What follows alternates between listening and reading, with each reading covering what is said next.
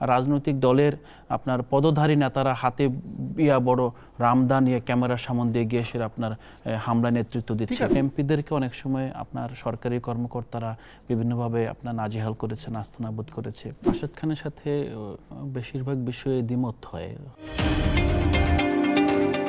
রাশেদ খানের সাথে বেশিরভাগ বিষয়ে দ্বিমত হওয়াটা স্বাভাবিক, কিন্তু একটা জায়গায় আমি একমত হয়েছি, সেটা হলো যে সংসদে এটা আমাদেরই এনসিপিরই একজন সংসদ সদস্যদের জন্য তার নির্বাচনী এলাকায় বসার জায়গা চেয়েছিলেন।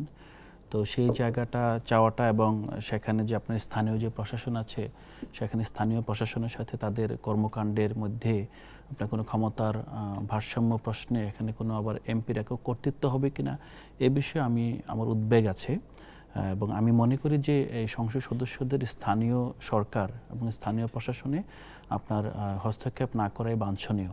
খুবই সুন্দর বলেছেন, খুবই সুন্দর, যেটা আমাদের একই বহুদিনের সাথে চাওয়া। হ্যাঁ, একই সাথে এটাও মাথায় রাখতে হবে যে বিশেষ করে 2014 সালের নির্বাচনের পর, বিশেষ করে আরও বেশি করে আপনার 2018 সালে যখন নির্বাচন হয়, পুরো নির্বাচনটা হয়েছিল আপনার ডিসি এবং এসপিদের ব্যবহার করে। আপনারা যদি একটু খেয়াল করে দেখেন, তারপর থেকে কিন্তু আপনার রাজনীতিবিদদের বদলে স্থানীয় প্রশাসন কিংবা আপনার টোটাল সারা দেশে আপনার প্রশাসনে আপনার যারা ব্যুরোক্র্যাটস অথবা আমলাতন্ত্র যারা কাজ, তাদের একটা আধিপত্য প্রতিষ্ঠিত হয়েছে। আমরা তখনও বলতে শুনেছি যে এমপিদেরকে অনেক সময় আপনার সরকারি কর্মকর্তারা বিভিন্নভাবে আপনার নাজেহাল করেছে, নাস্তানাবুদ করেছে।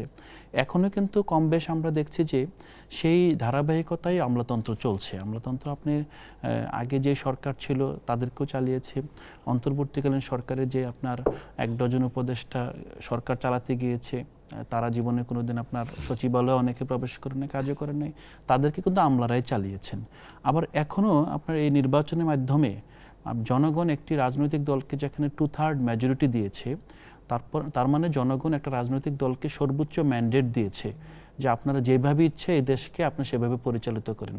যেভাবে ইচ্ছা বলতে কি, যে আপনার কোনো বাধা তো নাই, আপনি আমার জন্য আইন পাশ করেন, আপনার আইনে পাশ করার বলতে পারবে না বিরোধী দল বাধা হয়ে গিয়েছে, যেটা এখন আমরা বলতেছি যে কেন এনসিপি বলে নাই, কেন আপনার অথবা এনসিপির জোট বলে নাই।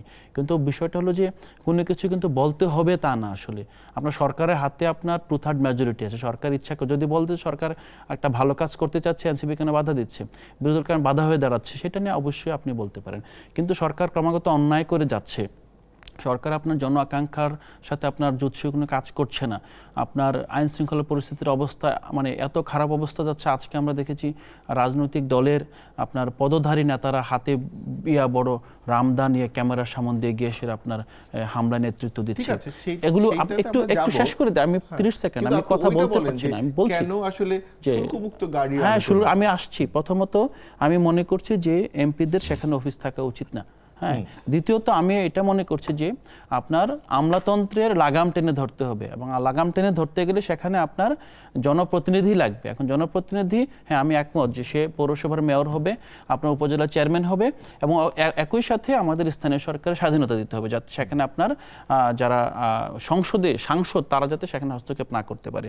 কিন্তু যেই মুহূর্তে একই সাথে আপনার একজন সংসদ সদস্যের হাতে বিশেষ বরাদ্দ দিয়ে রেখেছেন, সেখানকার সবগুলো আপনার শিক্ষা প্রতিষ্ঠান থেকে শুরু করে আপনার পুরো নিয়ন্ত্রণ দিয়ে রেখেছেন, নিয়ন্ত্রণ আছে কিন্তু সেখানে আপনার কোনো আপনার বসার জায়গা নাই, এবং সেখানে আপনি ইউনিয়ন অফিসে গিয়ে ইউনিয়ন চেয়ারে কিছু আপনার এমপি বসছেন অথবা ইউনিয়নের পাশে বসছেন। মূলত আমার ঘরে যখন আপনি আসবেন, তখন কিন্তু যতক্ষণ আপনি থাকবেন ততক্ষণ আমি অ্যালার্ট থাকবো, কিন্তু আপনি অতিথি, আপনি যত ক্ষমতাসীন হন আপনি অতিথি।